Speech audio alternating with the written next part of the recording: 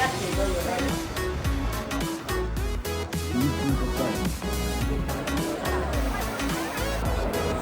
のプロポーズありました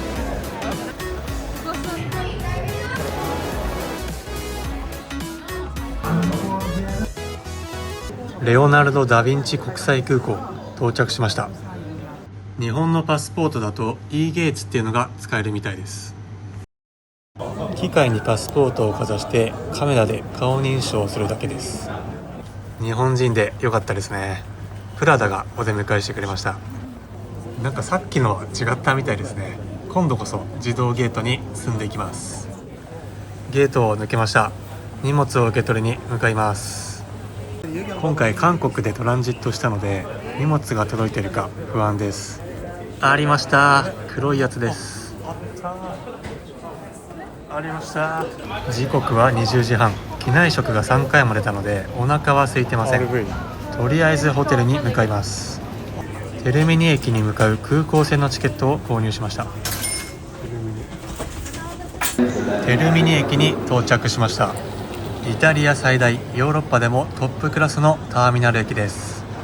1日あたり約48万人、年間で1億5000万人が利用してます。銃を持った本物の軍人が巡回してました。テロ対策の警備なので治安的には安心ですが結構ビビります。それにしても世界一位の新宿駅ってやばすぎますよね。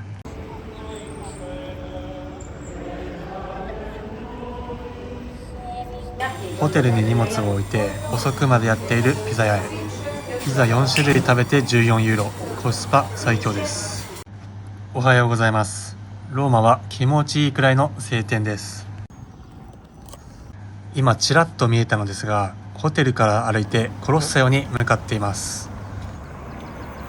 コロッセオを最高のアングルで拝めるオッピオ公園、かなり穴場です。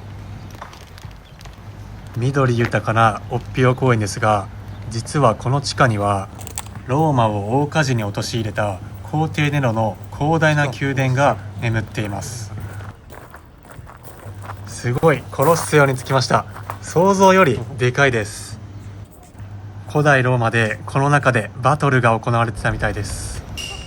ライオンとかトラとか人間が戦ってたみたいで、動物と人がすごい数亡くなったらしいです。やっぱりメンズはね、こういうの好きなんじゃないですかね。実は高さが48メートル、周囲の長さは527メートルもあります。現在朝の8時半、開門直後のはずですが、入り口の前にはすでに観光客がたくさんいます。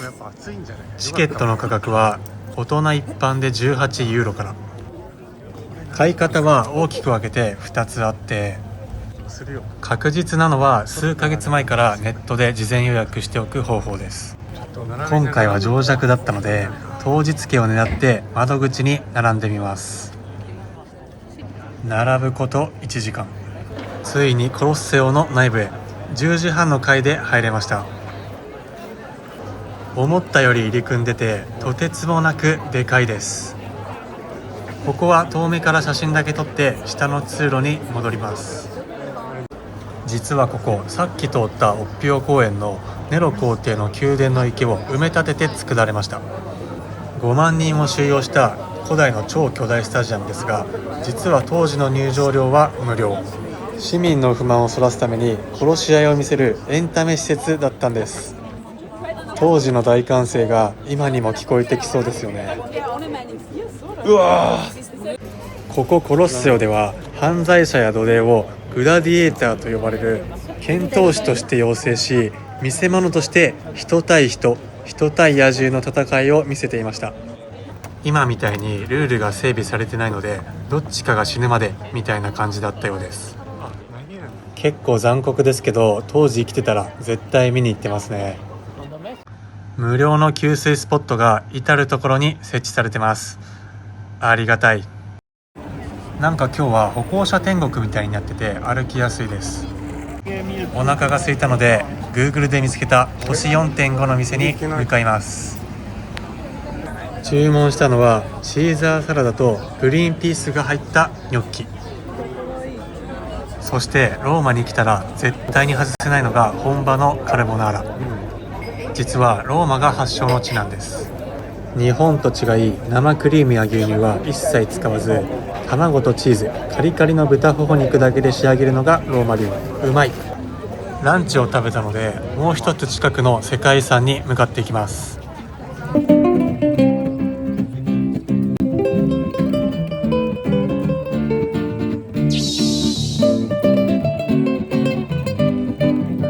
コロッセオのすぐ近くにある世界遺産フォロ・ロマーノに来ました。約2000年前、古代ローマ帝国の市民の広場です。コロッセオと同じチケットで入れます。今は崩れた柱やレンガの壁が並んでるんですが、立つだけで当時の圧倒的な繁栄と時間の流れを感じます。柱とかすごいんですが、さすがに見飽きてきました。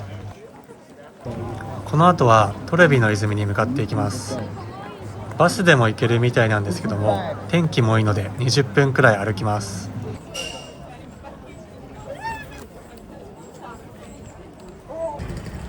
想像以上に暑いのでカフェで休憩しようと思います。カフェローマというローカルなカフェにやってきました。注文したのは3ユーロのカフェラテと6ユーロの伝統スイーツセミフレット。街の中に普通にすごい建築の建物があります。こういう冷蔵庫にあるやつ、ついつい集めちゃいますね。 K-POP に謎の安心感。韓国人の店主結構多いです。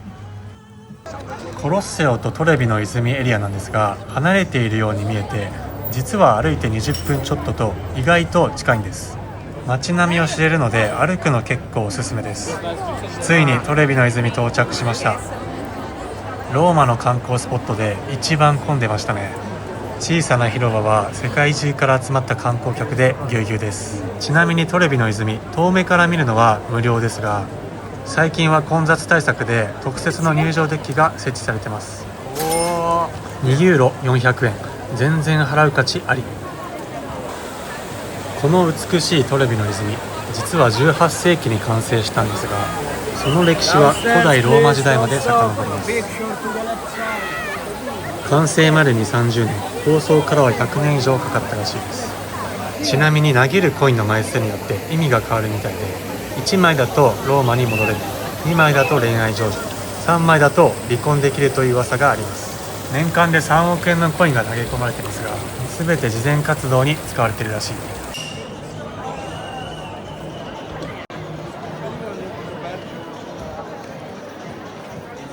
カラフルなパスタや巨大なペンネがずらり。イタリアにはなんと500種類以上のパスタがあるらしいです。ソースが絡みやすいように表面がギザギザになっているのが本場イタリアのこだわりです。100年の歴史を持つローマで最も美しいモールの一つ、ガレッリア・アルベルト・ソルディに来ました。その中にユニクロローマ1号店がありました。海外で見ると誇らしいですよね。価格はなんと日本のほぼ2倍。現地ではちょっとした高級ブランド扱いみたいです。イタリアの人口は約5900万人で、実は日本の半分くらい。その首都であるここローマは人口約275万人、面積は東京23区の約2倍。ただ実は主要な地下鉄がほぼ2本しかありません。理由は地下を掘るたびに2000年前の遺跡がザクザク出てきて、工事が止まってしまうから。街中を歩いていたら急に神殿が出てきてびっくりしました。パンテオンです。2000年前の姿をそのまま残す奇跡の神殿。パンテオンの周辺も世界中からの観光客で溢れています。ローマに来る観光客はイギリス、ドイツなどのヨーロッパ勢や地理的に近いアメリカなどが圧倒的に多数。最近はアジアからの旅行者も増えてはいるみたいなんですが、ほとんど日本人は見かけませんでした。金髪で青い目の美男美女が多くて、アジア人は結構アウェー感あります。さあ、そして有名な広場にやってきました。ナボーナ広場です。実はここよく見ると細長い形をしているんですが、古代ローマ時代のスタジアムの跡地にそのまま作られた広場なんです。先ほど中央に見えたのが名作四大河の噴水です。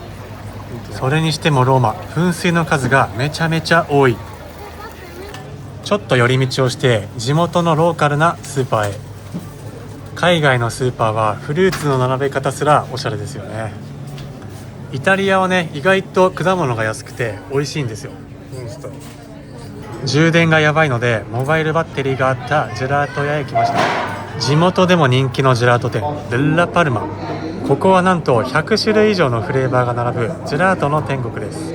今回はイタリア名物の真っ赤なベリー系のジェラートとブラッドオレンジジュースをチョイス。スペイン広場へ向かう途中、おしゃれなレディースのショップを発見。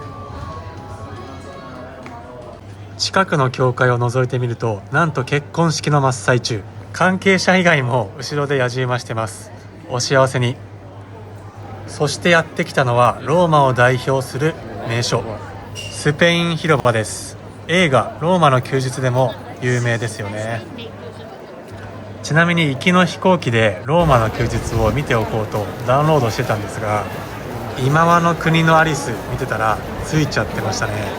ちなみに現在のスペイン広場は階段の保護のため座ることが完全に禁止をされています。もし座るとポリスに厳しく注意されるので、みんな立って写真を撮ってます。階段を上まで登りきるとローマの美しい街並みが一望できる絶景のご褒美が。夕暮れ時のこの景色は本当に息を飲む美しさです。階段の上にあった教会にも潜入しました。喋っちゃいけないみたいです。歴史地区を抜けて賑やかなトリトーネ通りへやってきました。フラッと入った雑貨屋さんのレガミが可愛すぎる。虎のぬいぐるみやポップな豚の貯金箱などお土産にぴったりなアイテムばかり。豚の貯金箱って世界でもあるんですね。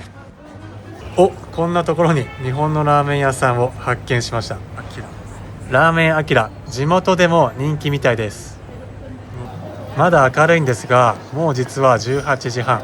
めちゃめちゃお腹が空いたので、この辺りの路地で美味しそうなご飯屋さんを探します。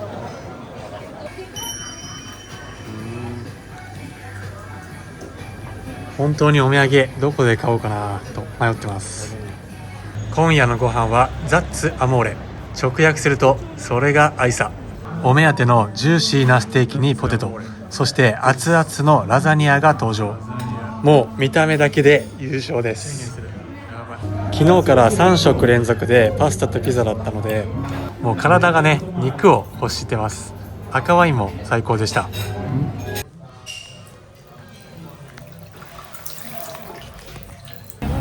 お腹もいっぱいになったのでバスに乗ってホテルへ戻ります。今バス乗ってきたんですけど、誰もチケットをピットせず乗り降りしていて、実質無賃乗車だらけでした。たまにガチの検察が来て一発で罰金になるので気をつけてください。夜食を買いにスーパーにやってきました。ほんと野菜が規格外にでかくて笑っちゃいます。今日はね、時差ボケもあるのでゆっくり寝たいと思います。おやすみなさい。